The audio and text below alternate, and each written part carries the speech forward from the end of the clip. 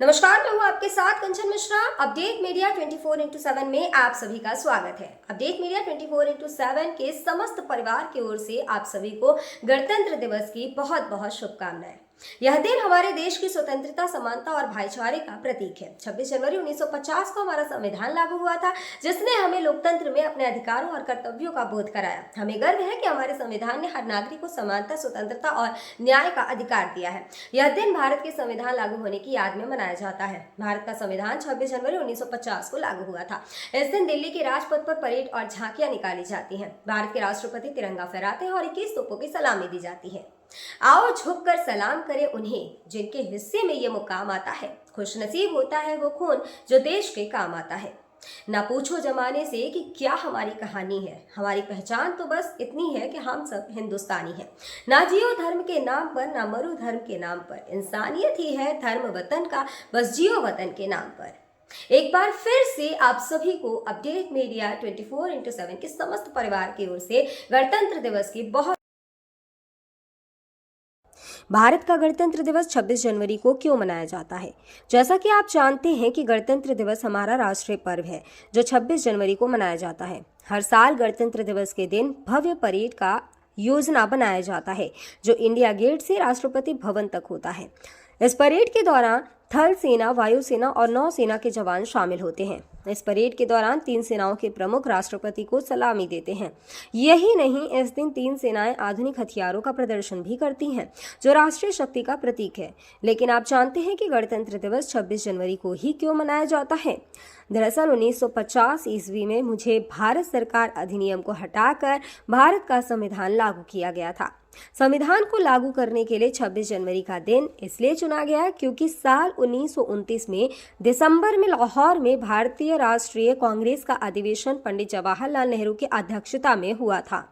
इस अधिवेशन में प्रस्ताव पारित कर इस बात की घोषणा की गई कि यदि अंग्रेज सरकार द्वारा 26 जनवरी 1930 तक भारत को स्वतंत्र देश का दर्जा नहीं दिया गया तो भारत को पूर्ण रूप से स्वतंत्र देश घोषित कर दिया जाएगा। जब अंग्रेज सरकार ने कुछ नहीं किया तब कांग्रेस ने 26 जनवरी 1930 को भारत को पूर्ण स्वराज घोषित कर दिया। 26 जनवरी 1950 के दिन सुबह 10:18 पर भारत एक गणतंत्र बना। इसके 6 मिनट बाद 10:24 पे राजेंद्र प्रसाद ने भारत के पहले राष्ट्रपति के रूप में शपथ ली। इस दिन पहली बार बतौर राष्ट्रपति डॉक्टर राजेंद्र प्रसाद बग्घी पर बैठकर राष्ट्रपति भवन से निकले थे। इस दिन पहली बार भारतीय सैन्य बल की सलामी ली। पहली बार उन्हें गॉर्ड ऑफ स्वामित्व दिया गया था। गणतंत्र दिवस के दिन भारत में राष्ट्रीय अवकाश भी घोषित किया जाता है। यह हमारे देश के लिए बेहद ही खास पर्व है। साथ ही यह हमारे लिए बेहद ही गर्व का विषय है कि हमारे राष्ट्र को एक गणराज्य के रूप में स्थापित हुए 76 वर्ष पूरे हो चुके हैं। देश की संप्रभुता और एकीकरण को दर्शाने वाला यह त्योहार हर भारतीय के मन में देशभक्ति की भावना का संचार करता है।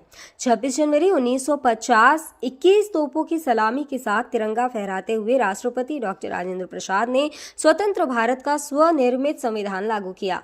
भारत के नए युग की शुरुआत के साक्षी देशवासियों सहित सी गोपालाचारी, जवाहरलाल नेहरू, सरदार पटेल जैसे गणमान्य बने।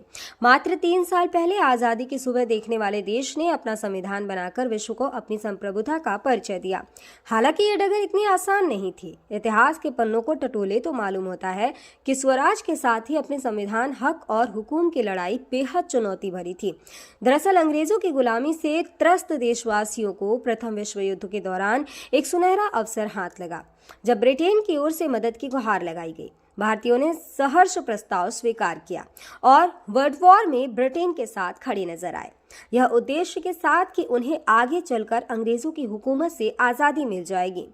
लेकिन एक बार फिर अंग्रेज अपनी बात से पलटते नजर आए और आजादी के बदले लेकर आए भारत सरकार अधिनियम 1919। इस अधिनियम का असर ये रहा कि देश के कुछ बड़े प्रांत में दोहरी शासन प्रणाली व्यवस्था लागू हुई। इसके तहत स्वास्थ्य, शिक्षा, कृषि जैसे विषयों को भारतीय मंत्रियों के सम्मुख सौंप दिया गया था। वहीं दूसरी तरफ से सैन्य, रक्षा और विदेशी मसले जैसे अहम मुद्दे वायसराय के अधिकार क्षेत्र में रहे। इसके अनुरूप भारतीयों को यह आश्वासन दिया गया कि इस अधिनियम से पड़ने वाले प्रभावों का विषय में भविष्य में आकलन किया जाएगा। अंग्रेजों के इसी कदम ने जमीन तैयार की साइमन कमीशन की। जो साल 1928 में भारत की धरती पर दाखिल हुआ। साइमन कमीशन ने बड़े ही नाटकीय अंदाज में संवैधानिक सुधारों की समीक्षा कर अपनी रिपोर्ट तैयार की। लेकिन अब समय बदल गया है। अब देशवासी अंग्रेजों के बहकावे में नहीं आने वाले थे, क्योंकि स्वराज के साथ साथ अपने संविधान की मांग भी धीरे धीरे देशवासियों के मन में परवान चढ़ने लगी थी। साइमन कमीशन रिपोर्ट के बाद देश भर में जमकर आंदोलन हुए। इसे शांत करने के लिए ब्रिटिश सरकार ने राउंड टेबल कॉन्फ्रेंस का आयोजन किया। हालांकि देश के सभी वर्ग के नेता इसमें शामिल नहीं थे, इसलिए ये एक असफल प्रयास सिद्ध हुआ। लेकिन जहां एक तरफ ब्रिटिश हुकूमत भारतीयों के इरादों को एक बार फिर भुलाने के जद्दोजहद में लगी थी, तो वहीं दूसरी तरफ देश के वीर सपूतों ने अपने संविधान का खाका तैयार भी कर लिया था। साल 1928 में मोतीलाल नेहरू सहित 8 कांग्रेस नेताओं ने एक संविधान का मसूदा तैयार किया, जिसकी नींव 1921 में भारतीय राष्ट्रीय कांग्रेस के कराची अधिवेशन में तय की गई थी। इस तरह स्वतंत्र भारत के संविधान की रूपरेखा सजने लगी थी। समय का पहिया आगे बढ़ता गया। फिर आया गवर्नमेंट ऑफ इंडिया एक्ट 1935, जिसे हमारे संविधान का संरचनात्मक आधार कहा जाता है। दूसरे शब्दों में कहें तो यह एक फाउंडेशन बन गया, जिसके ऊपर मौजूदा संविधान की भव्य इमारत खड़ी हो गई। एक्ट 1935 भारत के लिए आज़ादी की सुगबुगाहट के साथ आया, लेकिन आज़ादी की आहट के साथ मुस्लिम लीग और कांग्रेस के बीच मतभेदों की खाई गहरी होती जा रही थी। दोनों के बीच तल्खियां इतनी बढ़ चुकी थी कि बुनियादी मुद्दों पर भी समझौते की गूंज तक नहीं रही थी। हालांकि इन सभी विवादों से आगे बढ़ते हुए भारतीय नेता अपने लक्ष्य की ओर बढ़ रहे थे। दूसरे विश्व युद्ध के दौरान 1945 में सभी पार्टियों की सहमति से संविधान का प्रारूप तैयार कर लिया गया था, जिसे सार्वभौमिक वयस्क फ्रेंचाइजी स्वतंत्रता और समानता के साथ अल्पसंख्यकों के अधिकारों की रक्षा का विशेष ध्यान रखा गया था। इसके साथ ही भारत छोड़ो आंदोलन और आजाद हिंद फौज की निर्भीकता ने अंग्रेजों ने भारत में अनंत काल तक राज करने का सपना चूर चूर कर दिया था।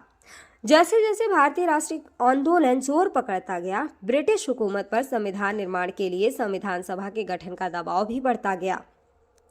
इस गहमा गहमी के बीच आखिरकार 9 दिसंबर 1946 में नई दिल्ली के संवैधानिक हॉल में संविधान सभा की पहली बैठक हुई, जिसमें महात्मा गांधी को छोड़कर उस वक्त के राष्ट्रीय आंदोलन से जुड़ी करीब हर बड़ी शख्सियत शामिल थी, जिसका मुस्लिम लीग ने भारत को 2 हिस्सों में बांटे नए मुल्क पाकिस्तान की मांग को लेकर बैठक का बहिष्कार किया। लिहाजा पहली बैठक में कुल 207 सदस्यों ने हिस्सा लिया, जहां सभा के सबसे वरिष्ठ सदस्य डॉक्टर सच्चिदानंद सिन्हा को सभा का अस्थायी सदस्य चुना गया। हालांकि 2 दिन बाद 11 दिसंबर को डॉक्टर राजेंद्र प्रसाद सभा के अध्यक्ष निर्वाचित हुए और डॉक्टर एच.सी. मुखर्जी और वी.टी. कृष्णमाचारी को सभा का उपाध्यक्ष बनाया गया। इसी कड़ी में आया सुनहरा दिन 15 अगस्त 1947 का, जब गुलामी की बेड़ियों को तोड़ भारत ने आज़ादी की नई सुबह देखी। देशवासियों में जोश भरते हुए आज़ाद भारत के प्रथम प्रधानमंत्री जवाहरलाल नेहरू ने बुलंद आवाज में देश को संबोधित किया। इतिहास के पन्नों में यह भाषण ट्रस्ट विद डेस्टिनी नाम से दर्ज हुआ। इसके साथ ही तेज हुई संविधान निर्माण की प्रक्रिया। आज़ादी के बाद चुनौतियों में इजाफा हुआ। संविधान पर सामग्री की कमी थी, लेकिन उसका सही चयन और उचित व्याख्या का काम बहुत जटिल था। बी.एन. राव द्वारा तैयार किए गए संविधान के प्रारूप पर विचार विमर्श करने के लिए संविधान सभा 29 अगस्त 1947 को एक संकल्प पारित करके प्रारूप समिति का गठन किया। इसके अध्यक्ष के रूप में डॉक्टर भीमराव अंबेडकर को चुना गया। इस समिति में अंबेडकर के अलावा 6 और सदस्य थे। संविधान निर्माण के दौरान कई अहम फैसले लिए गए, जिसके राष्ट्रमंडल के समूह में भारत की सदस्यता, राष्ट्रध्वज का चयन, साथ ही राष्ट्रगान और राष्ट्रनीति का चुनाव शामिल था। यहाँ दिलचस्प बात यह है कि संविधान में सबसे पहले नंबर पर आने वाली उद्देशिका सबसे अंत में पारित हुई। संविधान अगर राजनीतिक असंवैधानिक दस्तावेज है, तो प्रियम्बल एक ग्रंथ को दार्शनिक नजरिया प्रदान करती है। डॉक्टर भीमराव अंबेडकर की अगुवाई में संविधान निर्माताओं ने 60 देशों के संविधानों का अध्ययन किया। 4 नवंबर 1948 को संविधान का अंतिम प्रारूप पेश किया। संविधान तैयार करने के बाद मुश्किल खड़ी हुई कि इसे सुंदर अक्षरों में पिरोकर कैसे संजोया जाए। इस उधेड़-बुन के बीच प्रेम बिहारी नारायण रायजादा का नाम सामने आया, जो कि अपने दौर के सबसे विख्यात कैलीग्राफर थे। उसके बाद भारत का संविधान प्रेम बिहारी नारायण रायजादा सुलेख फॉन्ट में लिखा गया। उसके प्रत्येक पृष्ठ को नंदलाल बोस के मार्गदर्शन में शांति निकेतन के कलाकारों द्वारा अलंकृत किया गया। इस तरह कुल 2 साल 11 महीने और 18 दिनों में विश्व के सबसे बड़े लोकतंत्र का स्वनिर्मित संविधान बनकर तैयार हुआ। आधिकारिक तौर पर 26 नवंबर 1949 को संविधान को पारित किया गया, जिस पर संविधान समिति के 15 महिलाओं सहित 284 सदस्यों ने हस्ताक्षर किए। वहीं संविधान लागू करने के लिए 26 नवंबर को चुना गया, क्योंकि 26 जनवरी 1930 को भारतीय कांग्रेस के लाहौर अधिवेशन में पूर्ण स्वराज का प्रस्ताव रखा गया था। इतिहास में इसे प्रथम स्वतंत्रता दिवस के रूप में भी जाना जाता है। यही कारण है संविधान लागू करने के लिए भारत के प्रथम स्वतंत्रता दिवस यानी 26 जनवरी को चुना गया। 26 जनवरी 1950 दिल्ली की सर्दी को देशभक्ति मात दे रही थी, जब राजगोपालाचारी ने अपने शब्दों में भारत को संप्रभु लोकतांत्रिक गणतंत्र घोषित किया। इसके बाद डॉक्टर राजेंद्र प्रसाद को भारत के पहले राष्ट्रपति की शपथ दिलाई गई। उसके बाद सार्वजनिक समारोह की शुरुआत हुई, जिसमें राष्ट्रपति डॉक्टर राजेंद्र प्रसाद और मुख्य अतिथि इंडोनेशिया के अध्यक्ष सुकर्नो हुए और मुख्य अतिथि इंडोनेशिया के अध्यक्ष सुकर्नो भी शामिल हुए। इसी तरह दिनांक 26 जनवरी 1950 इतिहास के पन्नों में स्वर्णिम अक्षरों में दर्ज हो गया। ग्राम रूरी कला ब्लॉक पनवाड़ी जनपद महोबा प्रधान प्रवेश कुमारी और प्रतिनिधि संजीव कुमार की ओर से समस्त गांव वासियों, नगर वासियों और देशवासियों को गणतंत्र दिवस की बहुत बहुत शुभकामनाएं। और साथ ही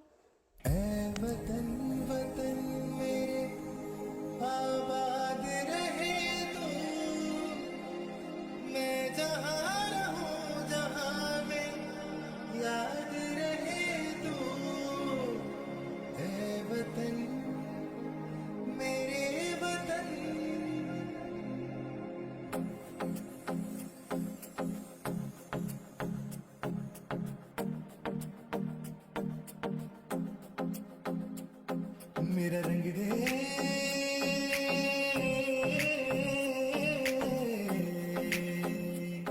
मेरा रंग दे बसंती चोला माए रंग दे, मेरा रंग दे बसंती चोला माए रंग दे, मेरा रंग दे बसंती चोला रंग दे।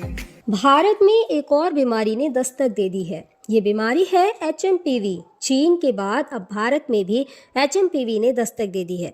भारत में HMPV के 2 केसेस मिले हैं, जिसके बाद लोगों के मन में डर और सवाल पैदा हो गए हैं। सवाल ये कि HMPV वायरस क्या है, HMPV वायरस के लक्षण क्या है, HMPV वायरस से कैसे करें बचाव और क्या HMPV कोई नया वायरस है। अगर आपके मन में भी ये सवाल है तो यहाँ आपको हर सवाल के जवाब मिल जाएंगे।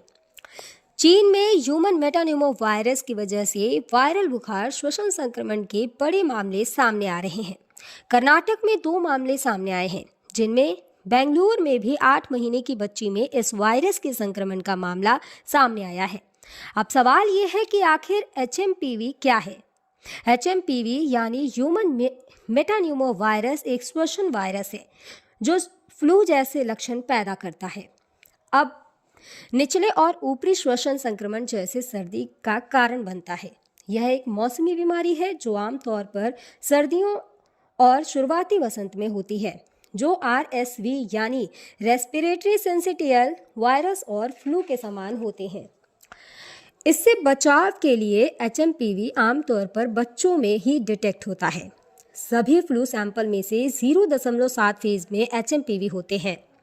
इसके लक्षण है कि HMPV वायरस को ह्यूमन मेटान्यूमो वायरस या ह्यूमो वायरस कहते हैं, जिसके लक्षण काफ़ी हद तक सामान्य सर्दी जुकाम के समान होते हैं। सामान्य मामलों में यह खांसी या गले में घरघराहट, नाक बहने या गले में खराश का कारण बनता है। छोटे बच्चों या बुजुर्गों में HMPV का संक्रमण गंभीर हो सकता है। कमज़ोर ह्यूमन सिस्टम वाले लोगों में भी ये वायरस गंभीर बीमारी का कारण बन सकता है। कहा जा रहा है कि इस वायरस से संक्रमित मरीजों में सांस लेने में दिक्कत और फ्लू जैसे लक्षण दिखाई दे रहे हैं। इसके इलाज के लिए ज़रूरी है कि इसमें सबसे ज़रूरी होता है कि अगर आपको HMPV के होने का संदेह होता है या इस तरह के कोई लक्षण आपको नज़र आते हैं तो बिना डॉक्टर के सलाह के कोई भी एंटीवायरल दवाओं का इस्तेमाल ना करें। सांस की बीमारी से जुड़े एक्सपर्ट ने लोगों को मानव मेटान्यूमो वायरस से लड़ने के लिए एंटीवायरल दवाओं का आंख बंद कर उपयोग न करने की सलाह दी है। ऐसे में सावधानी बरतें और बिना डॉक्टर के सलाह के कोई भी दवा न लें। फिलहाल इसका कोई टीका अब तक नहीं है। इसके लक्षण जैसा हम पहले ही बता चुके हैं कि सर्दी जुकाम होते हैं। 2023 में England, Britain, Finland, Australia, Canada, America और चीन में HMPV का पता चला था।